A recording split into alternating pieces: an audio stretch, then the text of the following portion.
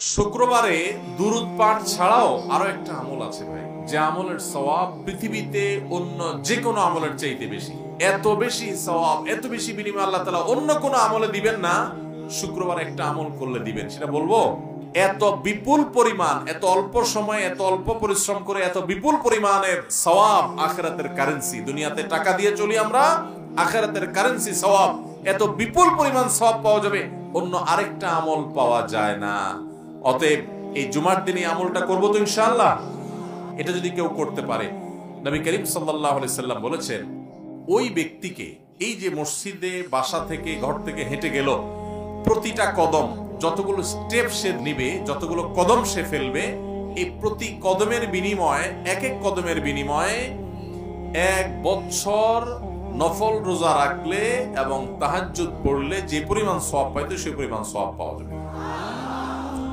চন্দ্র মাসের হিসেব অনুযায়ী দিন শুরু হয় সন্ধ্যা থেকে, সূর্য ডুবার সাথে সাথে। তো সেই হিসেবে জুমার দিন শুরু হয়ে গেছে বৃহস্পতিবার সন্ধ্যা থেকে। আর জুমার দিন যখন শুরু হয়ে যায়, এই পুরো 24 ঘন্টা, বৃহস্পতিবার সন্ধ্যা থেকে নিয়ে বৃহস্পতিবার দিবাগত সারা রাত এবং শুক্রবার সকাল থেকে নিয়ে শুক্রবার সন্ধ্যা পর্যন্ত, এই পুরো সময় আমাদেরকে প্রিয় নবী সাল্লাল্লাহু আলাইহি সাল্লাম একটা বিশেষ আমলের নির্দেশ দিয়েছেন, আর সেটি হলো দুরুদের আমল।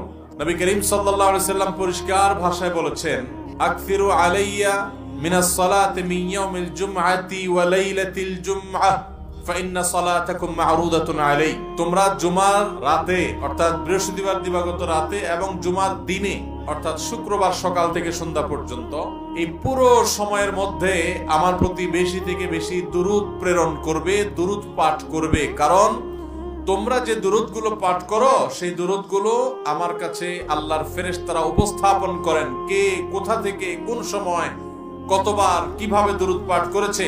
আল্লাহর হাবিব সাল্লাল্লাহু আলাইহি সাল্লামের কাছে বিশেষ নিযুক্ত ফেরেশতা আছেন, তারা এগুলোকে কালেক্ট করে আল্লাহর হাবিবকে জানান যে আপনার অমুক উম্মত পৃথিবীর অমুক প্রান্ত থেকে, অমুকের ছেলে, অমুকের মেয়ে অমুক, সে আপনার প্রতি দুরূদ প্রেরণ করেছে। এটা নবীজি সাল্লাল্লাহু আলাইহি সাল্লামের সামনে উপস্থাপন করা হয়। এবং যে ব্যক্তি নবীর প্রতি দুরূদ প্রেরণ করে, একবার যদি নবীর জন্য দুরূদ প্রেরণ করে, দুরূদ পাঠ করে, তাহলে আল্লাহ তাআলা ওই পাঠকারী ব্যক্তির উপর 10 বার রহমত নাজিল করে। এজন্য ভাইরা আমার, শুক্রবার যখনই আসবে, অন্যান্য দিন তো বটেই, তবে শুক্রবারটা হলো দুরূদ পাঠের শ্রেষ্ঠ সিজন, সবচেয়ে বড় মৌসুম, গুরুত্বপূর্ণ দুরূদের জন্য আদর্শ সময় হলো এই শুক্রবারের দিনটা। চলতে ফিরতে, উঠতে বসতে আমরা আমাদের মুখে দুরূদের আমলটা চালু রাখবো। এবং দুরূদ পাঠ করার জন্য ওযু করাও জরুরি না, বিনা ওযুতেও যদি আপনি দুরূদ পাঠ করেন তবুও দুরূদ পাঠ করার সওয়াব পাওয়া যাবে। তবে ওযু অবস্থায় করতে পারলে তো আরো ভালো। এই দুরূদের আমলটা এটা এত গুরুত্বপূর্ণ যে নবী করিম সাল্লাল্লাহু আলাইহি সাল্লাম এক হাদিসে বলেছেন, কেউ যদি দুরূদ শরীফ পাঠ করে, তাহলে সে ব্যক্তির সকল পেরেশানি, সকল টেনশন, সকল দুশ্চিন্তা, বিপদ আপদ সবগুলো থেকে মুক্তির জন্য এই দুরূদের আমলটাই যথেষ্ট হয়ে যাবে ইনশাআল্লাহ।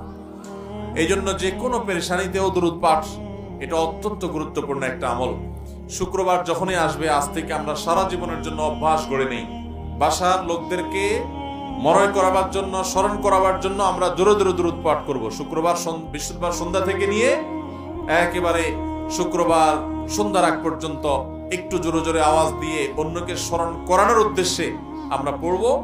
আর নিজে মনে মনে যতটুকু সম্ভব পাঠ করব। বিশেষ কোন দুরূদ পাঠ করতে হবে এমন কোনো জরুরি না। আপনি শুধু সাল্লাল্লাহু আলাইহি সাল্লাম পড়লেও দুরূদ পাঠের সওয়াব পাবেন। তবে সবচেয়ে উত্তম দুরূদ হলো দুরূদ ইব্রাহিম, যেটা আমরা নামাজে পড়ি।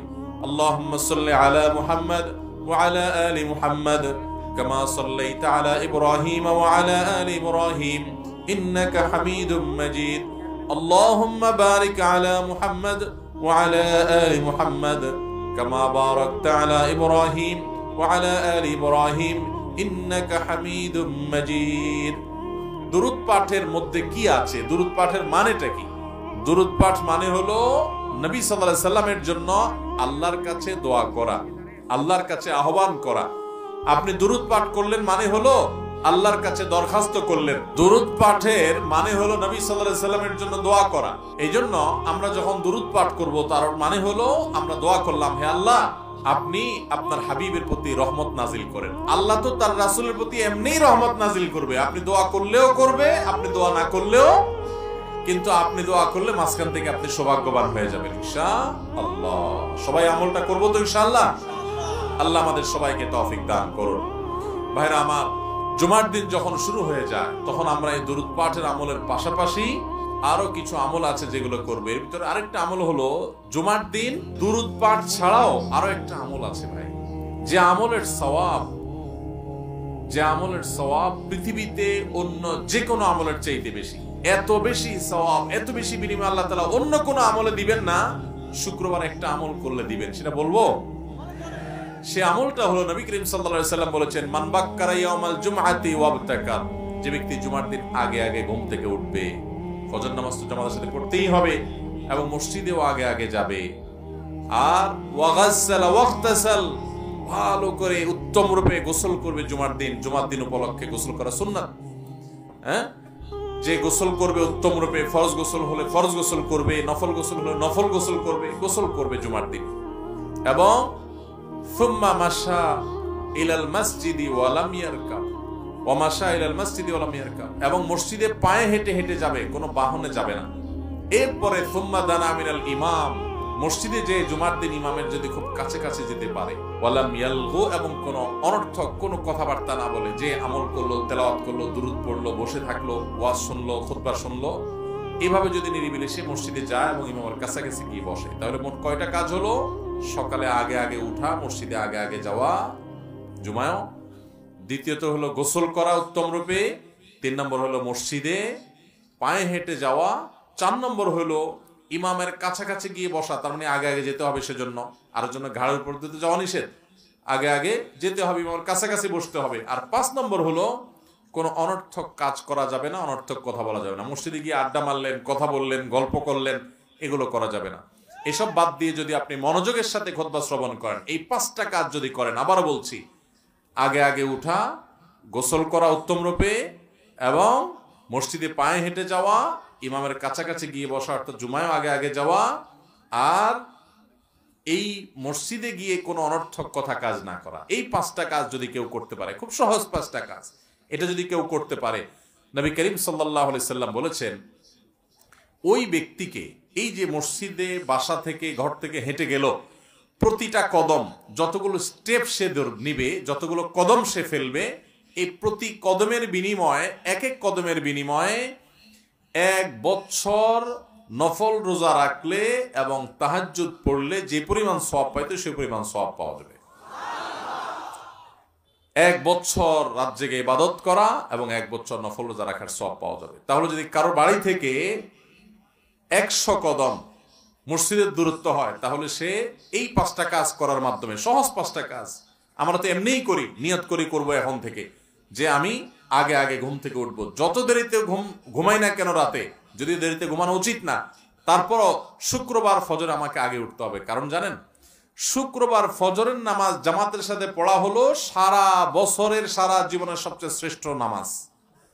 নবী করিম সাল্লাল্লাহু আলাইহি সাল্লাম বলেছেন, আফদালুস সালাতি সালাতুল ফজর ইয়াউমাল জুমআতি মাআল জামাআ, পুরুষদের জন্য তার সারা জীবনের মধ্যে সবচেয়ে শ্রেষ্ঠ নামাজ হলো জুমার দিনে শুক্রবারের ফজরের নামাজ জামাতের সাথে পড়া। আমরা অনেকেই জুমা পড়ি ঠিকই, কিন্তু ফজরের নামাজ শুক্রবারে আমাদের ঘুমে চলে যায় বা বাসায় পড়ি আমরা। তো এই জন্য এই দিনটাতে এমনিতেই ফজরের গুরুত্ব বেশি, জুমার দিনে আবার ফজরের গুরুত্ব আরো বেশি। এই জন্য শুক্রবারে, যখনই শুক্রবার আসবে, বৃহস্পতিবার রাতে পাক্কা নিয়ত করে, ভালো করে অ্যালার্ম দিয়ে অন্যদেরকে বলে তারপর ঘুমাইতে হবে যে ফোনে আমাকে ডেকে দিবা। তাহলে এই কাজগুলো যদি আমরা করি, আগে আগে ঘুম থেকে উঠি, এবং গোসল তো এমনিই করি, একটু ভালো করে এই নিয়তে করলাম, এবং পায়ে হেঁটে আসবে এই নিয়তে, যে সওয়াবটা পাওয়া যাবে, ইমামের কাছাকাছি গিয়ে বসলাম এবং কোনো অনর্থক কথা কাজ করলাম না, আল্লাহ তাআলা প্রতি কদমে 1 বছর ইবাদতের সওয়াব দান করবেন। অনেক উলামা ইকরাম বলেছেন, কোরআন এবং হাদিসে শত শত হাজারো আমলের যত ফজিলতের কথা বর্ণিত আছে, এত বিপুল পরিমাণ, এত অল্প সময়ে, এত অল্প পরিশ্রম করে এত বিপুল পরিমাণের সওয়াব, আখিরাতের কারেন্সি, দুনিয়াতে টাকা দিয়ে চলি আমরা, আখিরাতের কারেন্সি সওয়াব, এত বিপুল পরিমাণ সওয়াব পাওয়া যাবে, অন্য আরেকটা আমল পাওয়া যায় না। অতএব এই জুমার দিনে আমলটা করবো তো ইনশাআল্লাহ। আল্লাহ আমাদের সবাইকে তৌফিক দান করুন। ভাইরা আমার, মা বোনরা যারা আছেন তারা হয়তো মন খারাপ করবেন যে আমরা তো আমল করতে পারবো না। তাদেরকে বলতে চাই, প্রথম কথা হলো কিছু কিছু আমল আল্লাহ তাআলা পুরুষদেরকে সুযোগ দিয়েছেন, আবার কিছু মহিলাদের জন্য। যেমন মহিলারা যদি হজ করে, তাহলে মহিলাদের হজকে নবী করিম সাল্লাল্লাহু আলাইহি সাল্লাম জিহাদের সমতুল্য বলেছেন, যেটা পুরুষদের জন্য প্রযোজ্য না। আবার মহিলারা যদি সন্তান প্রসব করতে গিয়ে মারা যান, শাহাদাতের মর্যাদা পাবে, যেটা পুরুষ কাজ করতে গিয়ে মরলেই শাহাদাতের মর্যাদা পাবে না। এরকম আরো বহু বিষয় নারীদেরকেও বিশেষত্ব দেওয়া হয়েছে। তারপরও জুমার দিনের এই আমলের সওয়াবটা আমাদের বোনরা, মায়েরাও পেতে পারেন। কিভাবে? নাম্বার 1, তাদের বাসায় যে পুরুষরা আছে, ছেলে আছে, বাবা আছে, ভাই আছে, স্বামী আছে, তাদেরকে উৎসাহ উদ্বুদ্ধ করে প্রেরণা দিয়ে এই আমলটা যদি করাইতে পারে এবং তাদেরকে শিখাই দিলেন, বুঝাই দিলেন, জানাই দিলেন এবং তাদেরকে উৎসাহ দিয়ে ফজরে উঠাই দিলেন, জুমা আগে পাঠাই দিলেন, বলে দিলেন ঠিকমতো, তাহলে যে ব্যক্তি কোনো ভালো কাজের পথ কাউকে দেখায়, আদ-দাল্লু আলাল খাইরি কাফাইলিহি, তাহলে ওই ব্যক্তি ওই কাজটা করে যে পরিমাণ সওয়াব পাবে, যে কাজটা দেখাইলো তাকে, যে পথটায় পরিচালিত করলো, উদ্বুদ্ধ করলো, সে তাকে বের করে দিল, সাহায্য করলো, তাকে আল্লাহ তাআলা অনুরূপ সওয়াব দান করবেন। আবার সেই সাথে আরেকটা 3 নম্বর করণীয় হলো মা বোনদের, যে এই বিষয়ে অন্যদেরকে জানাজানি করলেন, অন্য পুরুষদের মধ্যে দাওয়াতের কাজ করলেন, পর্দার মধ্যে থেকেই যেভাবে তাদের মধ্যে প্রচার করা সম্ভব, তার মাধ্যমে যত মানুষ আমল করবে ইনশাআল্লাহ তাদের সমতুল্য সওয়াব পাবেন।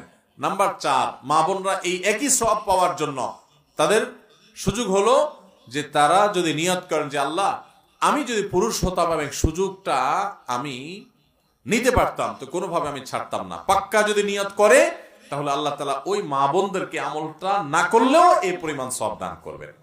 কারণ নবী সাল্লাল্লাহু আলাইহি ওয়াসাল্লাম বলেছেন, মান হাম্মা বিহাসানাতিন ফালাম ইয়ামালহা, কোন ভালো কাজের কেউ প্রতিজ্ঞা করছে কিন্তু করতে পারে নাই কোনো কারণে, আল্লাহ তাআলা তাকে সমান সওয়াব দান করবেন।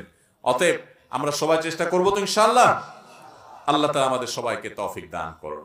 তাহলে শুক্রবারের 2টি আমলের কথা আমরা, 3টি আমলের কথা আমরা জানলাম। এক হলো দুরূদ শরীফ বেশি বেশি পড়া, 2 নম্বর হলো শুক্রবার ফজর নামাজটা জামাতের সাথে বিশেষ গুরুত্বের সাথে পড়া, আর 3 নম্বর হলো শুক্রবারে জুমার দিনে 5টা ছোট ছোট কাজের মাধ্যমে প্রতি কদমে 1 বছর ইবাদতের সওয়াব লাভ করা। আল্লাহ আমাদের সবাইকে আমলের তৌফিক দান করুন।